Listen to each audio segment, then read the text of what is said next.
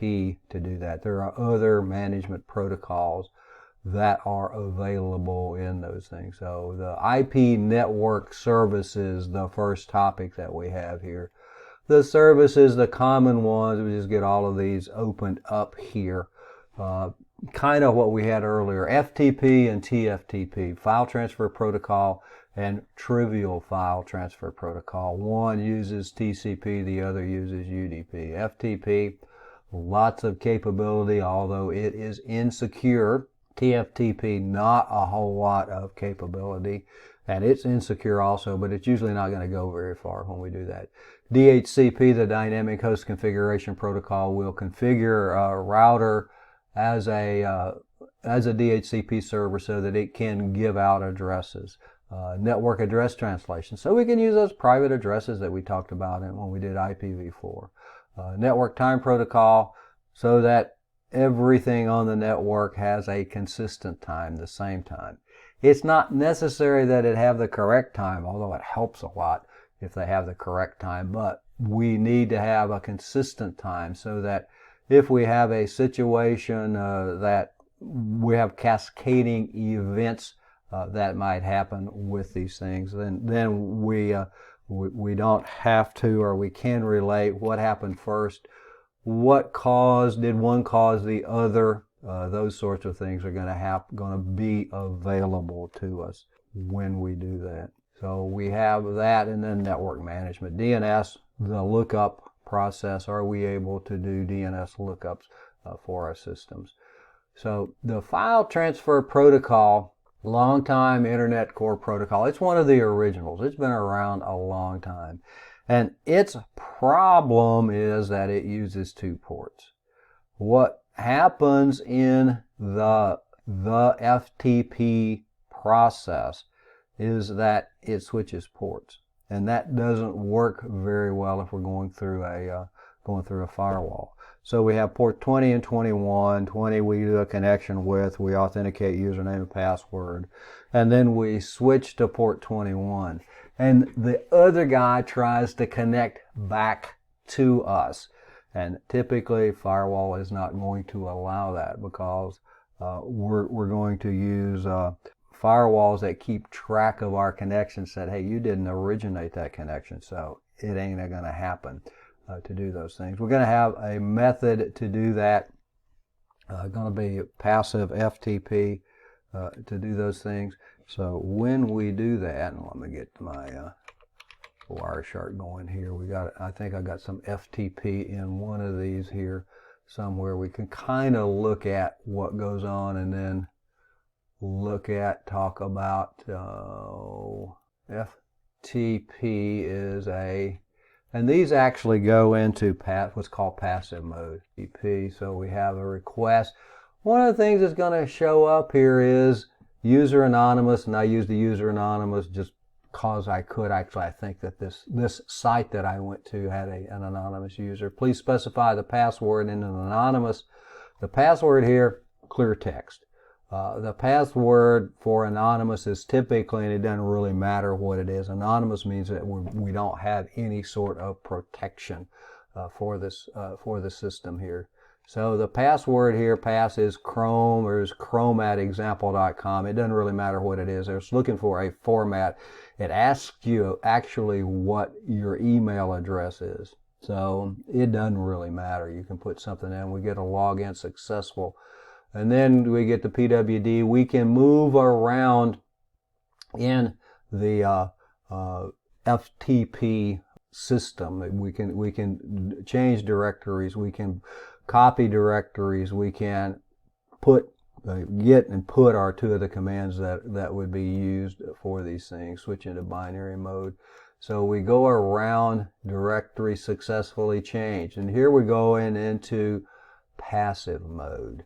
And when we go into passive mode, request and response, that's the length. I'm looking for the port, the TCP here, the source port 9445, the destination port, the passive destination port, source port, source address is me, the 2603 that I had, and the destination address is the 2A at the at the other end of this thing. PWD is print working directory. That is the Linux command for where you are. A lot of these commands that are used in FTP are going to be Linux related.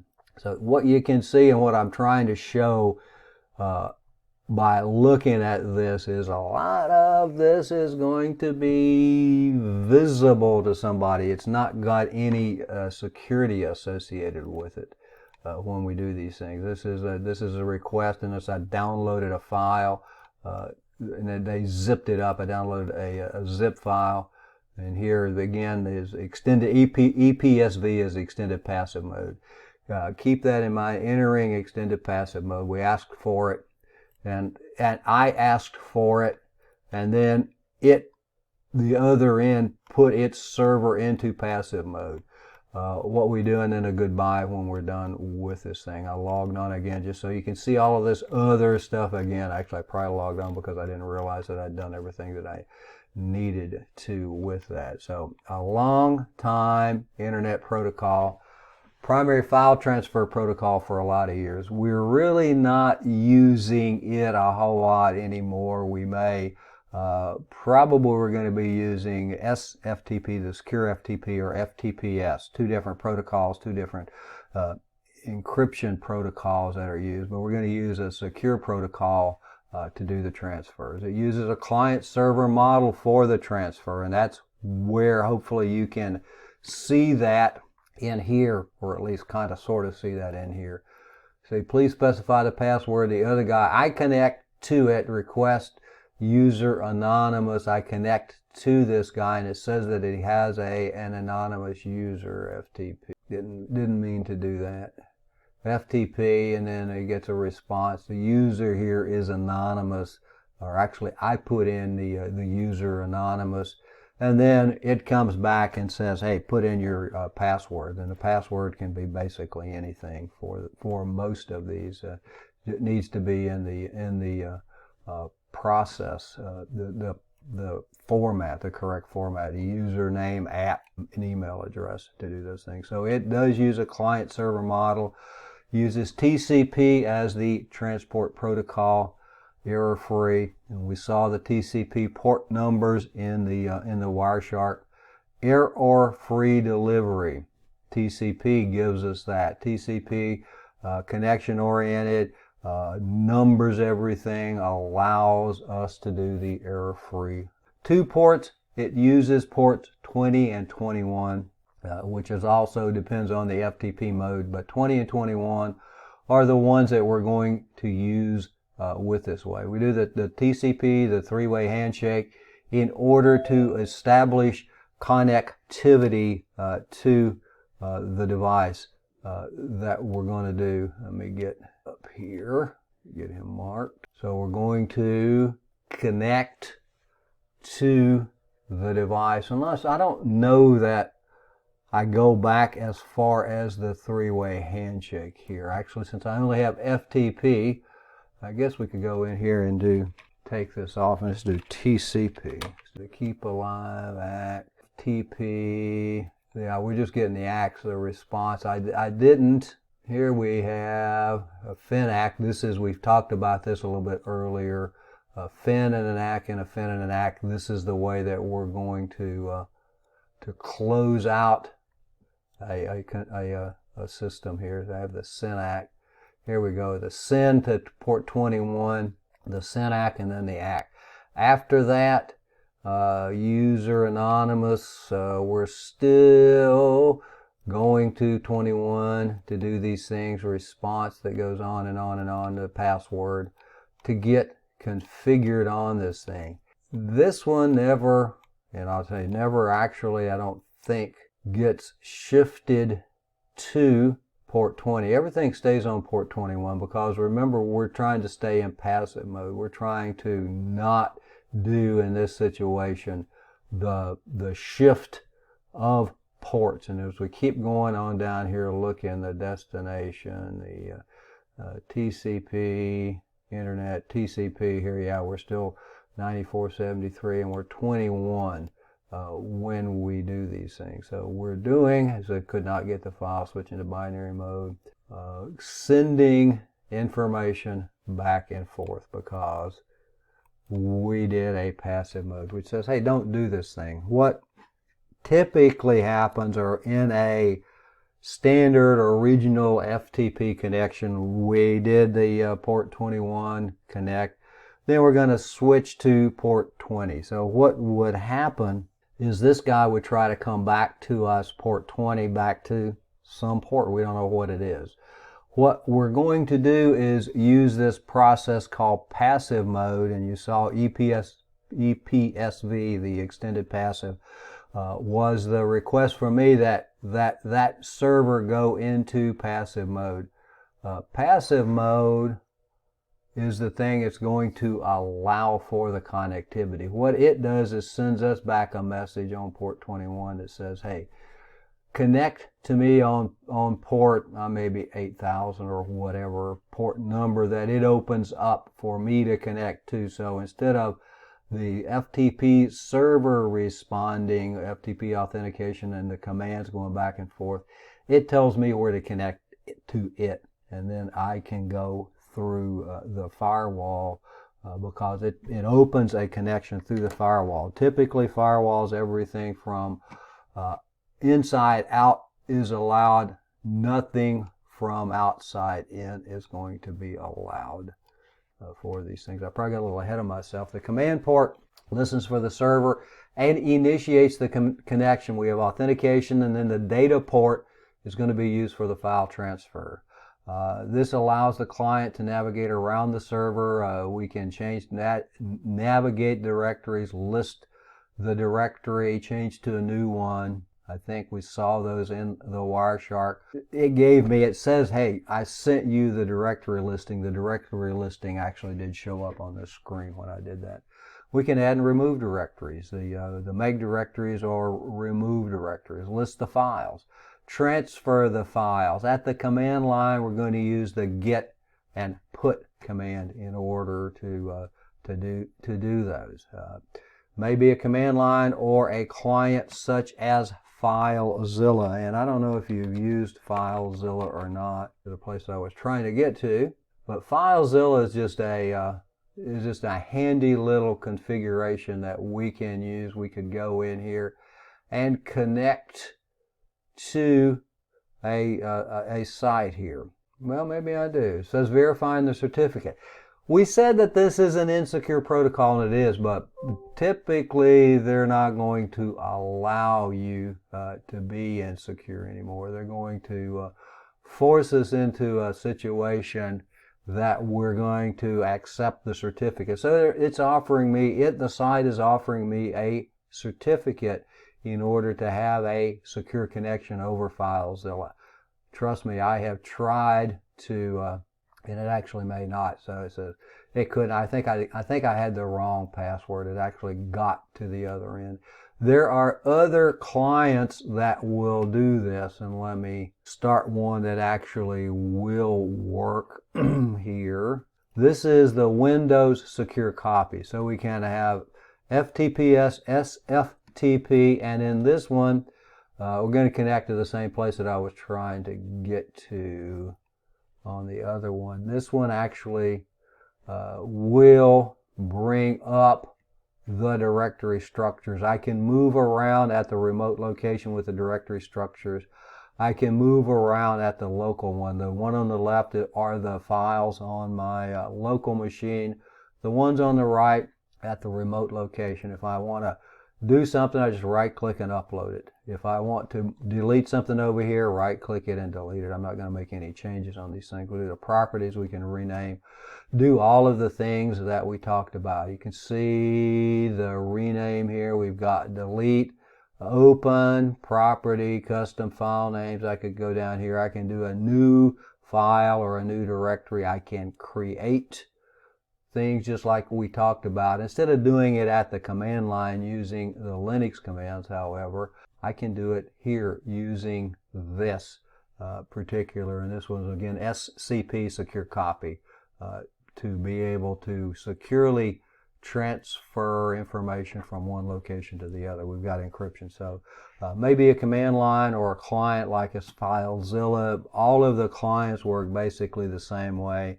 And they're really not going to allow you to do unsecure transfers anymore. The hosts, the ISPs, the hosts for these things, don't let that happen anymore. They did for a while, but not now. The FTP modes, and again, I probably did this a little bit earlier than I should have, but when we go down here and look at the connection, we go from a random port, the ephemeral port, and we saw port 21 in the one that we have. We go from our ephemeral, our random port, to port 21 on the other device, the management, the device that we're going to use.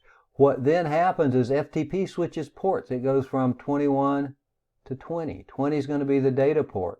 So port 20 now tries to come back to me, and it's going to go through my firewall. It's probably not going to work so well because my firewall, stateful firewall, where it keeps track of the state of the connections. It knows that I connected to this device from port whatever, ephemeral port, random port, to port 21.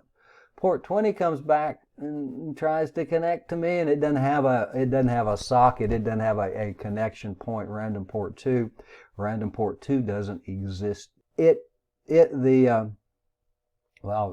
does. It will connect to me on a random port. Like I said, it doesn't exist yet.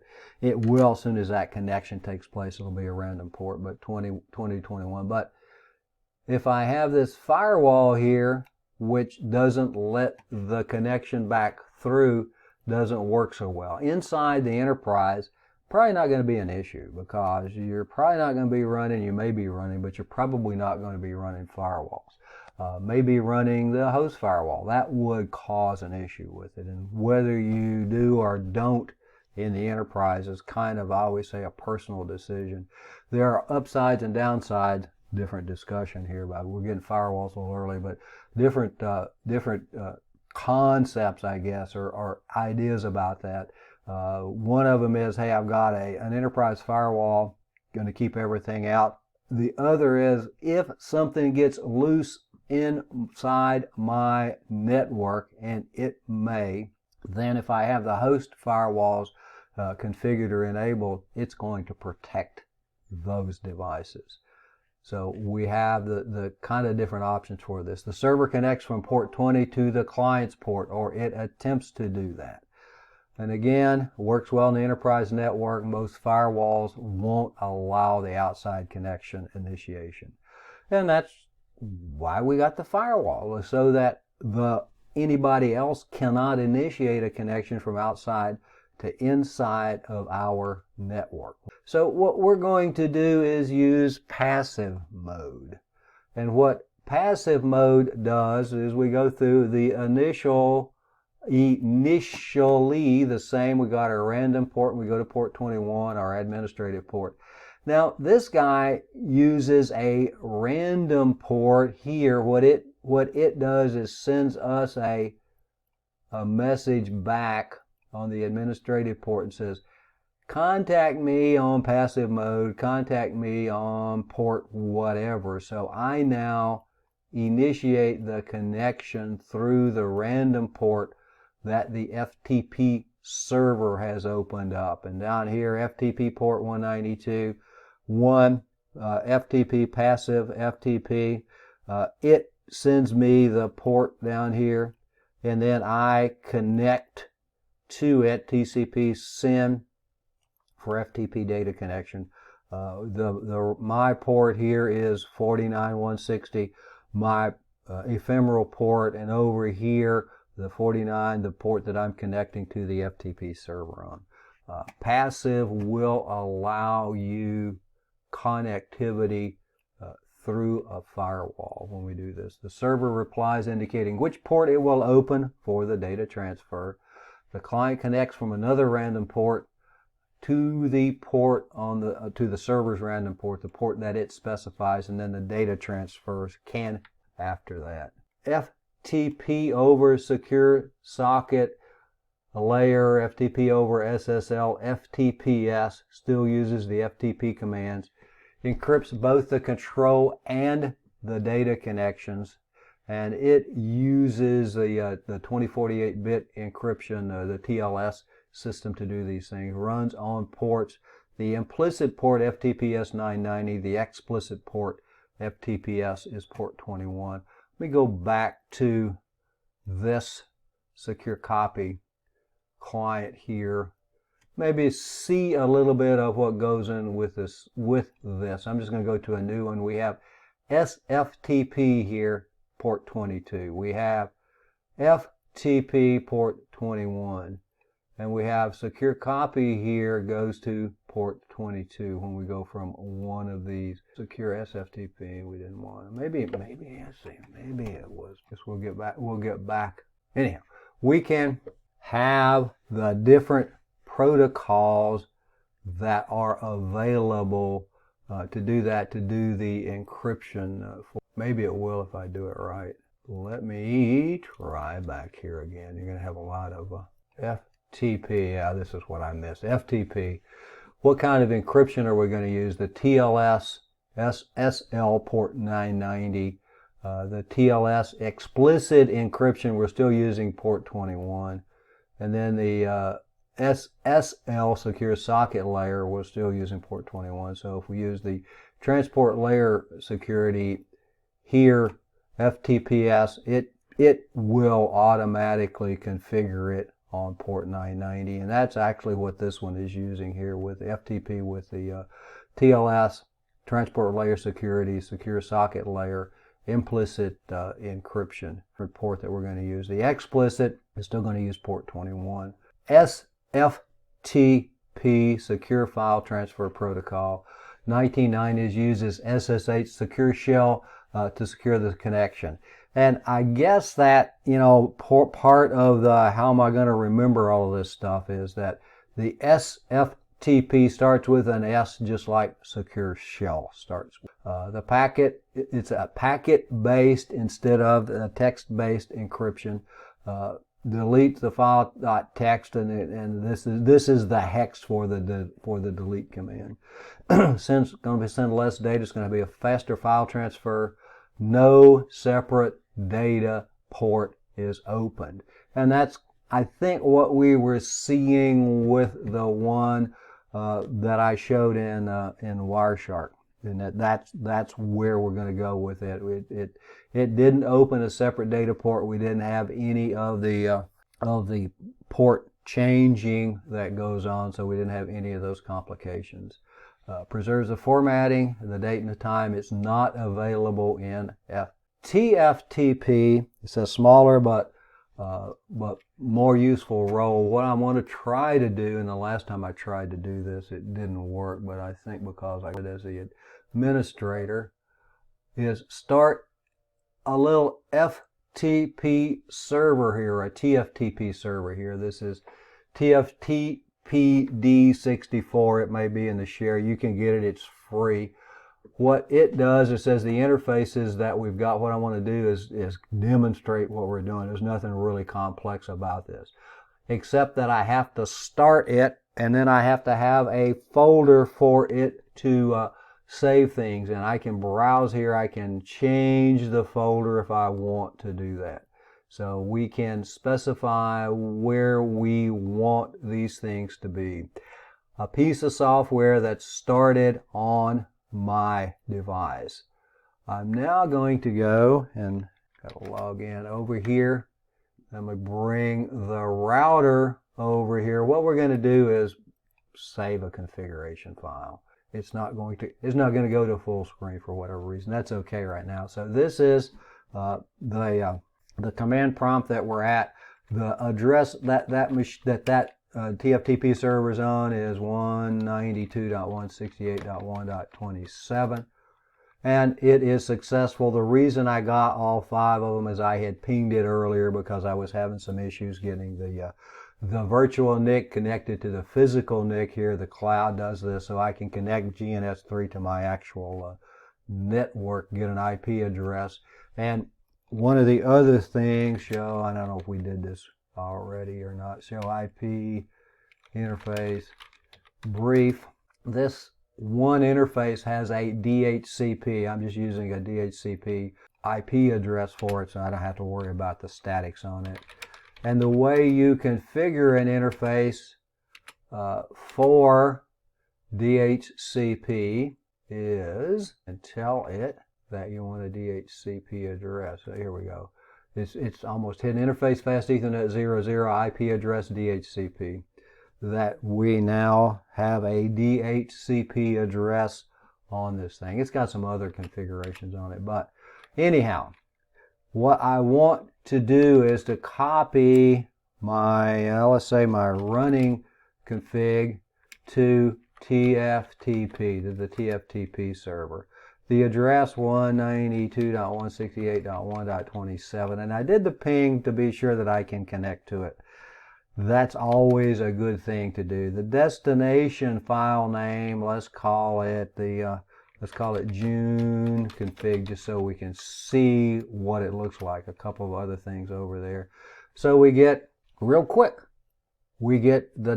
You notice that I don't have the ability to specify the folder, any other information that is there. Let's see if this is here. I go to the browser. Actually, let's do a show directory. And in here is the June config that we just sent over here to do that. So we have the ability to copy and config files, direct flash drives, or the iOSs. It's a good place to back up the iOSs.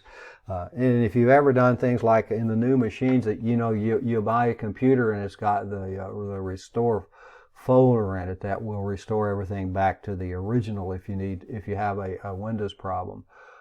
But you don't have a CD anymore, DVD anymore. Similar thing for Cisco. You get an iOS, but you don't get a disk with the iOS on. If it gets damaged, then it's kind of like, how are you going to get the new one? Cisco's not real forgiving or giving in those situations. So you may want to back up the iOSs also.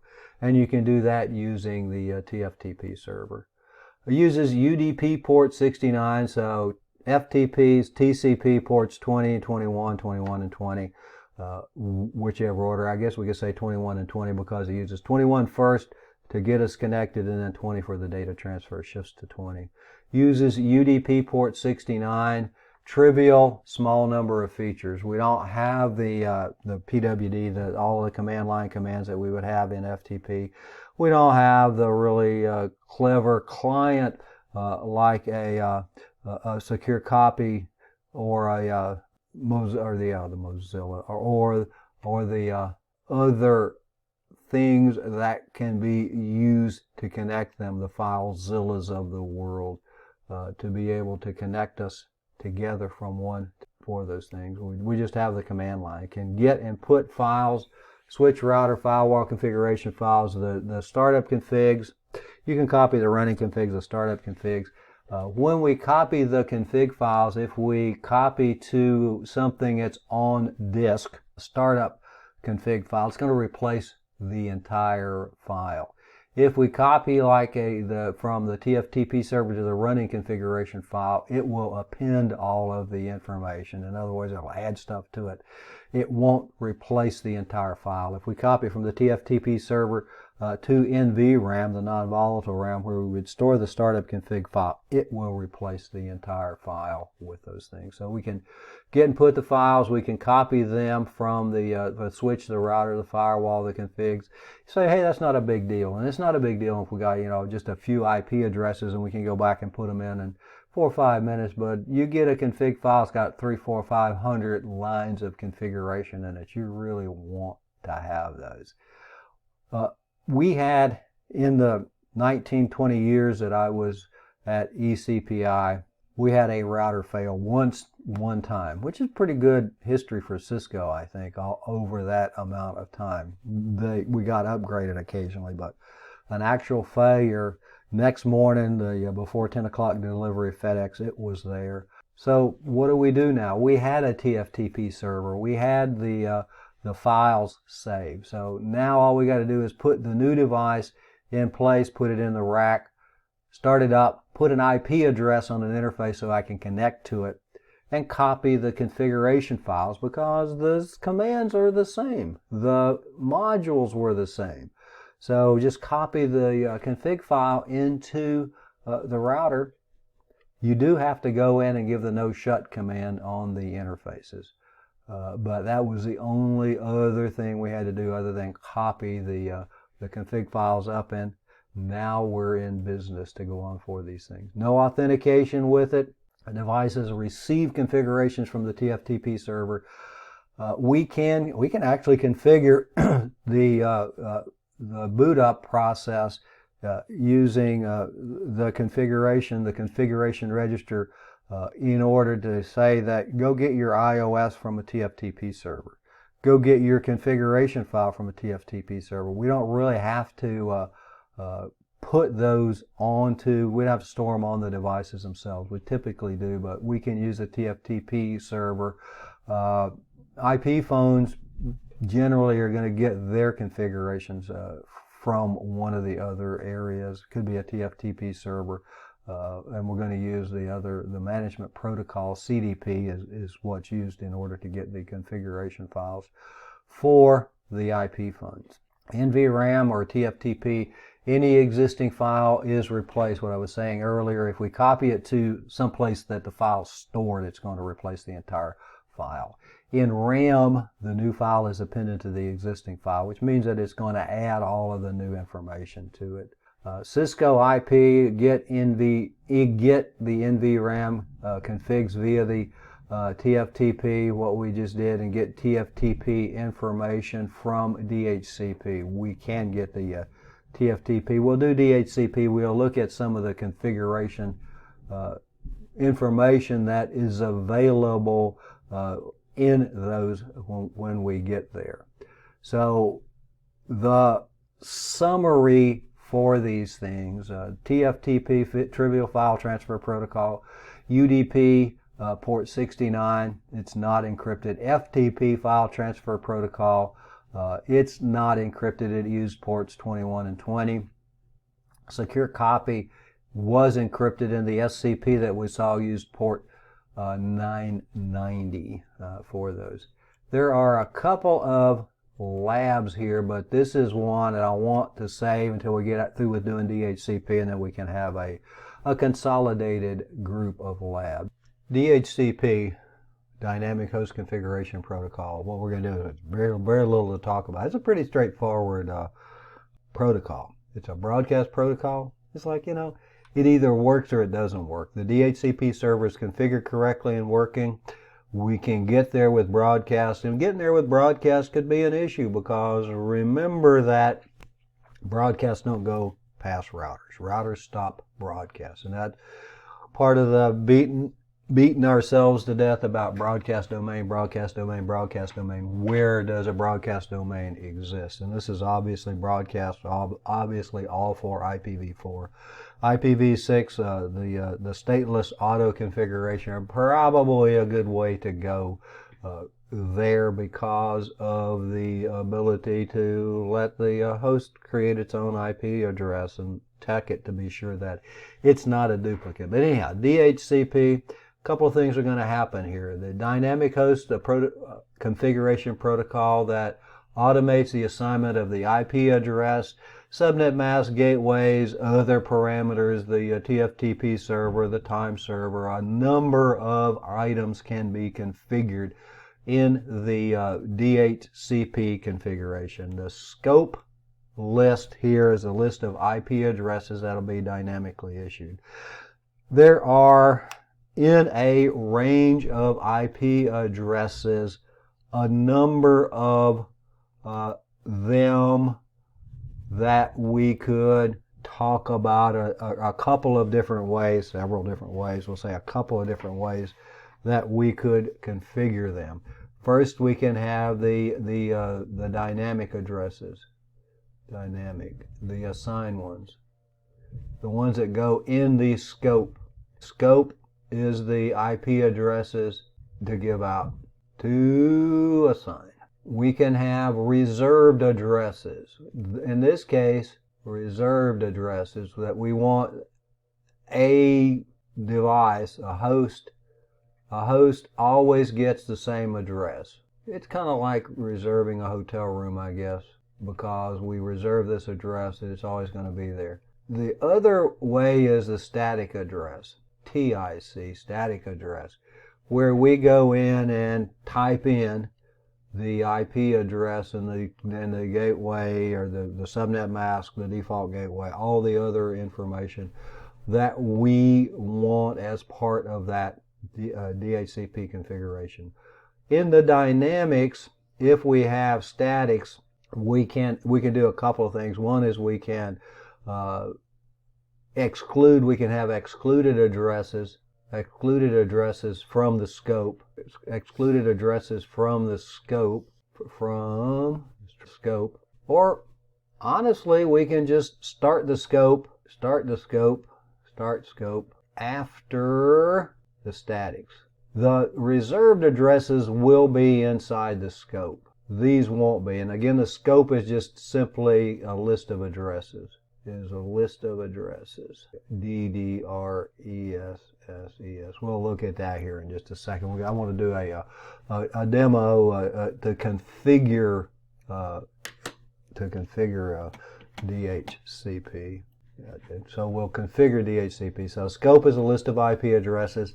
The options that are available, the Win server, the Windows Internet Domain Service, Windows Internet Naming Service, or when we go there, broadcast protocol, NetBIOS, it's really a NetBIOS server to do that. DNS, TFTP, default gateway, time server, other configurations. Have a slide here in a minute. The different options that are available in the DHCP when we do those things. We're going to lease the IP address. It's going to be good for a certain amount of time, just like if you lease an apartment. We're going to lease an address, and in the lease we're going to have leased addresses. So we're going to lease the address and for a certain amount of time, and we're going to specify that amount of time. We tend to have, I'm going to say persistent, not permanent, but persistent addresses. And the reason that we have persistent addresses is the way DHCP works. At 50% of the lease time, it's going to request a renew. And unless there is a reason not to renew it, DHCP is going to renew it. If something happens and the DHCP server goes down, goes away, we're not going to do that scope anymore. Then at 87.5%, it'll go to any DHCP server. They'll go through the entire process that we're going to look at and say, hey, anybody out there, I need an IP address. At 100%, it gives up the IP address. Moves out of the apartment. So what happens in this persistent, if you look at your cable modem address, your external IPv4 address, probably going to be the same for a long period of time. The persistent address, because of the way DHCP works with 50% of the lease time, we're going to request a renewal, and unless there's a reason not to renew it, it's going to be renewed for us when we do that. Reservation is assigned, and in the reservation, we have to have the IP and the MAC will go into the reservation. These are pre-assigned addresses, and they're not part of the scope. They're not going to be, they're assigned, they're pre-assigned. They're not going to be assigned by the scope when we do those things. So they're going to be taken out of the scope when we do the reservation. And again, the other way to take them out of the reservation, just don't put them in the reservation. Again, here is one of the couple of different schools of thought about how to assign these things. Do you want to do static addresses for like your DNS server, your DHCP server, your file server, your Active Directory server, your web server, or do you want to do reservations? Problem with the reservation is DHCP goes down. DHCP is down. It can't send it the reserved address, reservation or not. No service, no address. But on the other hand, it's got the address for a certain amount of time because it still gets a lease for that address. And it's going to have it give you some time for the DHCP to come back up. So DHCP servers go down. Yeah, it's a problem, but it may not be the true crises that we sometimes make it out to be, because most of our devices are going to have addresses, and they're going to have leased addresses, and the lease probably going to be valid for at least a couple of days. Depends on how long you want them to be valid for. At Blue Ridge, we had people that came into the same desk every day, sat there all day long, went home, worked there week after week after week. Their leases can be fairly long because, they're going to be there. That machine's not going to go off the network, come onto the network. We also had some counselors that would go out into the schools, and they would come in, they'd go out, do their interviews, and come in the afternoon and get onto the network, update the database. They go home. They may come back next week. But the next day, we're going to have a different set of counselors come in that need IP addresses. That scope needs to have a shorter release time so that I get all those addresses back before the next set of users come in, so that I have a sufficient number of addresses for them to connect to the network. So the scopes, how long should they be, is really going to depend on the circumstance. The process, the discovery, the destination, and all of that is let me just look at this thing here. Well, let me go down to the next slide here. The DORA process, discover, offer, request, acknowledge, includes all communication between the DHCP server and the client. The actual process from an actual capture using Wireshark, the DHCP, the source. When we start up, we have the discover, the DORA process. The way you remember this DORA, discover, offer, request, acknowledge. So the first step of the DORA process is for me, who doesn't have an IP address, to request the DHCP server that I don't know where it is for an address. Well, first we're going to discover a DHCP server. You notice that the source address is 0.0.0.0, which means that I don't know my address. That's the any IP address. The destination is 255.255.255.255, which is a all unit broadcast. So I don't know. I don't have an address. I don't know who I am or where I am.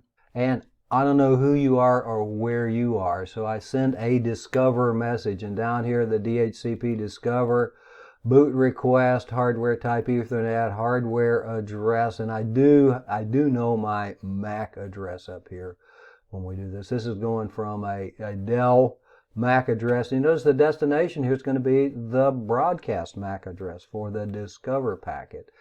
Boot flags, client IP address, I don't know. Your client IP address, I don't know. The next server IP address, I don't know. The next server address is something that becomes significant in something like an Active Directory whenever you're booting to the NIC and you're trying to get to the next server to get the operating system. The client MAC address, hey, I know that. Padding here, and sometimes we have padding that goes into these frames, and the padding is put into so that the frame ends on a 32-byte boundary. And it's just a series of zeros. It's just padding. It's a nothing here. The magic cookie, the option, 53 DHCP discover message, and on down the line. A lot of again information that goes into this, but the thing that we want to take away is it's a broadcast message. It's going to be sent to everybody. We get back from 100.1 is the DHCP server. We get back from the DHCP server an offer, and it says here I've got a destination IP address, and that's okay. We can have the destination IP address because we're inside the broadcast domain. Inside the broadcast domain, we're using MAC addresses to do our communication with. So in the offer here, if I look down here, it says your client address. This is the address that I'm being offered, the IP address that I'm being offered from this guy. And I've got the the client MAC address. The MAC addresses we're all in good shape for that. This is a unicast message. In the current status of DHCP, the current one, the older version of DHCP, this was also a broadcast, but this is a unicast back directly to me. So this device was getting this IP address, and now we have another broadcast, a request. The reason that we have another broadcast here, the request here says, okay, can I have that IP address? The reason that it is a broadcast is if there are more than one DHCP servers in this broadcast domain that's getting this information, all of them that get my discover message are going to make an offer. I will accept the offer that I receive first. The reason that we send a broadcast back is so that any other DHCP server that offered me address now knows that I didn't take its address, and it can put it back into its scope and give it to somebody else. And then the last one is the acknowledgement that, okay, yes, I acknowledge and you can have this address and use this address, and it is a unicast message. So half of them are broadcast, half of them are unicast. When we look at the addressing of these things, the DORA process, discover, offer, request. So I host sent a DHCP discover message to communicate with the DHCP server. We saw that 0.0.0 to 255.255 to the all broadcast network. The server sends the DHCP offer providing the IP address to the client. The next part, the DORA. When the DHCP client receives an offer, it sends a request back to the DHCP server, and the discover and request are going to be broadcast. The communication from the client to the server are broadcast, one to find a server, the second one to do that in case another one offered us an address so that it knows that we didn't use it. And, makes a really intelligent decision, takes the first one that is offered to it. That's the one that is going to be taken. And after that, we're going to send the acknowledge back to the server's going to send, we're not going to send it, the server's going to send the acknowledge to us, which will be a unicast. So the unicast from the servers are the offer and the acknowledge. The broadcasts from us are the discover and the request to get the information. This is just the same thing. One, the DHCP, discover, the what we had. I put this one in here because this is a Wireshark capture. The guy that does the nights used the old RFC in order to do this. The old RFC, we got broadcast for all of the destinations. You saw the Wireshark that we have, and this is the startup, and this is I think what we actually saw in this thing, where we have broadcast. That shouldn't go back to that. I see what I've done. This is the old one, and this is the new one. When I do these things, I outsmarted myself with the magic here, but this is actual Wireshark capture. So depending on which RFC you're in, we may have the broadcast destinations for everything, and you see a little bit different color here, or we could have the one that we saw, the new RFC, the half are broadcast and the half are going to be unicast.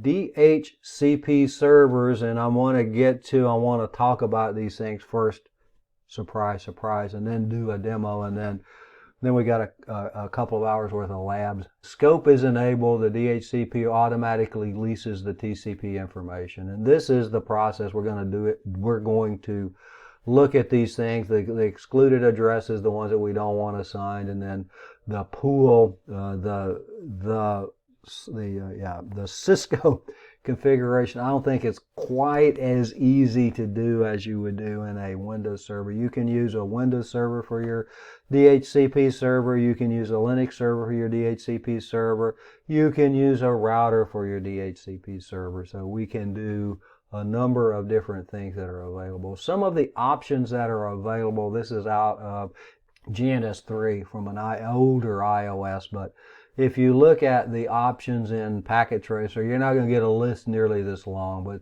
put this in here so that some of the things that we can do with the default router DNS server. Yeah, we got domain name, hardware address, the host, the client IP address, and mask.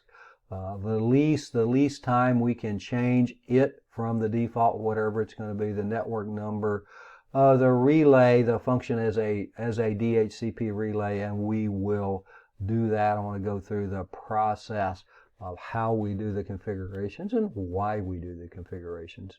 The DHCP relay agent is a necessity if we want to have, like in this case, we want to have a centralized DHCP server. So we have a DHCP server and we have clients down here, but we have broadcast domain here and we have a broadcast domain here. So that we've got a problem. That this guy sends his broadcast, it goes as far as the router. The router stops broadcast. That's one of the reasons we did. We spent a lot of time doing VLANs, talking about VLANs, in order to create broadcast domains. So what we have to do is create a process here so that the device will relay the broadcast information, relay the broadcast information to the DHCP server. So, and that's why it's called a DHCP relay agent. To do that, it's going to relay from one device. It's a really simple. We want to use a centralized DHCP server. If we didn't do that, each of these broadcast domains would have to have a DHCP server. That'd be an awful big. So the routers in the subnets use a mechanism called the DHCP relay agent, and IP helper is the command that we will use. What I want to do, and these are going to be called relay agents. What I want to do is, this is I think at least the topology that I have set up here. It is. The reason this one's turned off is this is a DHCP server, but we want to configure the router as a DHCP server.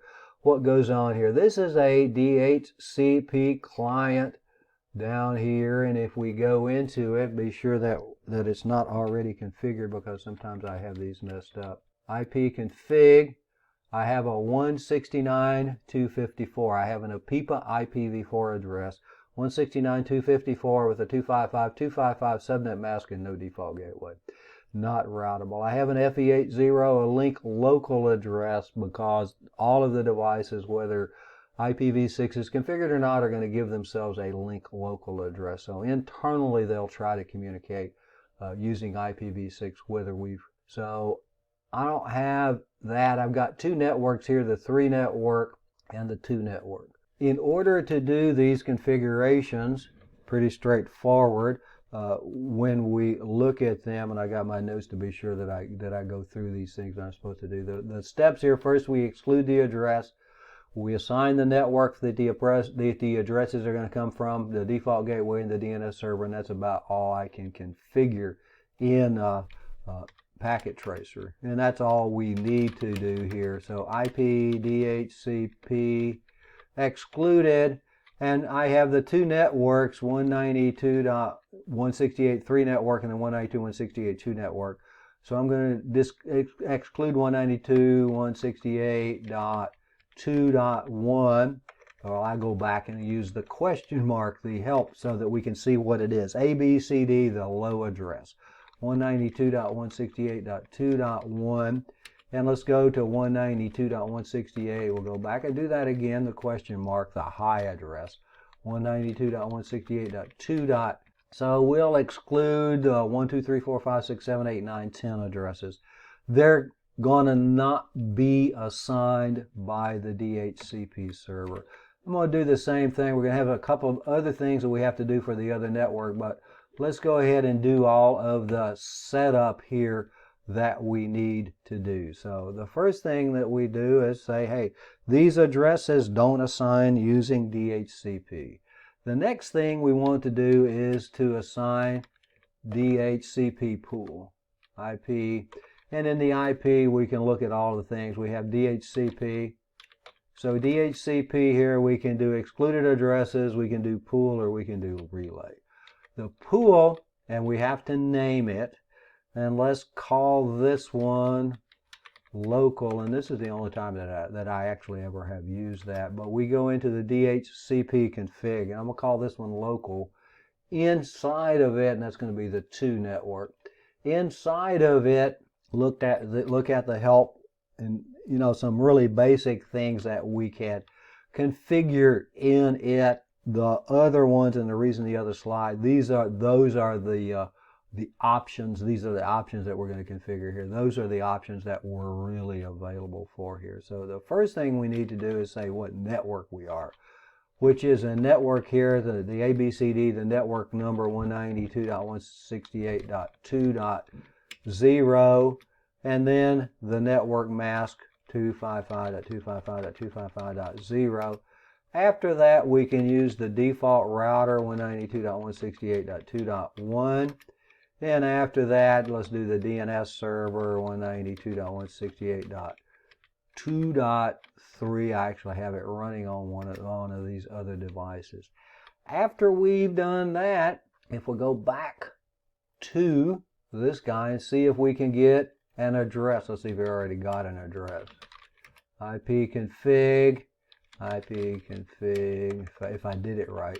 Release, config, renew. Wait. So we have an IP address that is on our network. Can we ping 192.168.2.1? And we can. Let's see if we can ping 3.1, just for curiosity, 3.1, and we can. So routing is working. But when I go to this device and look at his IP config, he's still 169. He's sending out these broadcasts, but they're only going as far as this interface, as far as this router. So what we need to do is do an IP helper address, and it's a really straightforward. But before we do that, I want to say it needs to be on this interface, because when we relay it, and the relay is going to send it directly to the address of the DHCP server. When we relay it, the DHCP server has to know what network the request came from, so that it knows which of the scopes to take the address out of. So that it needs to come from this 3.1 address, and I'll say that because I messed this up. So why didn't this work? Why didn't this work? Because I had put it on this interface here. That's not going to work. It's got to come from this interface. So we relay it. We're going to relay it a unicast message. The IP helper address, the IP DHCP relay agent will intercept the broadcast, and then using a unicast, we'll send it to the DHCP server. It'll then send it back to this guy, who will then forward it back onto the network. In order to make this, if we go in here, the 192, and let's see what FA00. So what I am now going to do, or attempt to do, is to enable the relay agent. So we'll go into enable and then config T. Config T and interface fast Ethernet 0 I want to do IP helper, and I think IP, hello helper, HELPER address, and then it is the IP destination address, which is 192.168.1.2, the 192.168.1.2, the address that it can get to, and that's all there is to configuring a. Now let's see if, after I said that, if the relay agent works. Do the IP config here, and I guess if I get on the right keys would help. And we still have the 169 config, release, renew, And hopefully we're going to get an address here. I don't like it when it waits this long. DHCP request. So what did I do wrong on this? And I got on the right interface, right? Show run. Stop the recording here a second. Okay, so I didn't make the pool on the DHCP server. It's sending it to the DHCP server, but it doesn't have the addresses that are available to it. It comes from a 3 network. We have the only addresses we have are the 2 networks. So we go to config T and do, what is it, IP,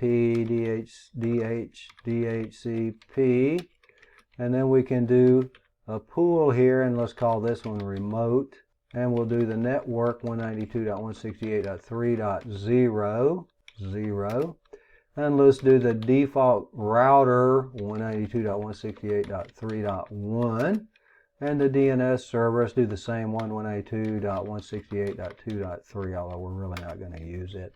Now that we have a scope configured for this thing, a pool, and you know the 2 different terms here. Pool puts all of the information in it. The scope is actually the range of IP addresses that can be used. So let's do a renew now and see if, oh golly, when we configure it, it works a whole lot better. So now then, 2 dot, and I think that one was 11 at the others. We can now communicate from one to the other. We can get IP addresses on both of them, because once the scopes are configured, the relay agent relays the broadcast. It intercepts the broadcast, does a unicast. So we have the broadcast goes up here to the interface that I configured the IP helper address on. We do a unicast, a poor unicast there. That's a little better there. I told you I have poor handwriting, and then it gets worse with this. See a unicast message here, and then we have it's always going to be a unicast, but a unicast back here. And then to the relay agent sends it to the client. And then the same thing with the next broadcast to the interface here where the IP helper address, and it's going to intercept the broadcast and then send a unicast message to the DHCP server that we've configured with the helper address on it. Let me get this out of the way and get this out of the way. So finally did get there. Mistakes to make, and I'll make enough of mistakes for you and say, hey, I saw him do that. Well, I'm not going to do that when I configure mine, when we do these things. But configure the default router, DNS server, domain name, the things that we can configure on these devices. IP address DHCP configures a router as a DHCP client. We looked at that in the GNS3. It just, when we do that IP address DHCP, instead of doing IP address 192 whatever, just IP address DHCP in the configuration in order to have an interface on a router or a switch to get a DHCP address. So we have, and these are the commands, I think basically the same ones that we used, ipconfig. These are the ones that are on the clients, and they're here. They give you these commands, but they have some kind of different commands that you use in the network sim. Show commands, the lease and the servers and all the other things that could be available to us. And then we have a number of labs that we can do here. Here's a list including the TFTP one that we didn't do a little earlier that we saved for this lab period.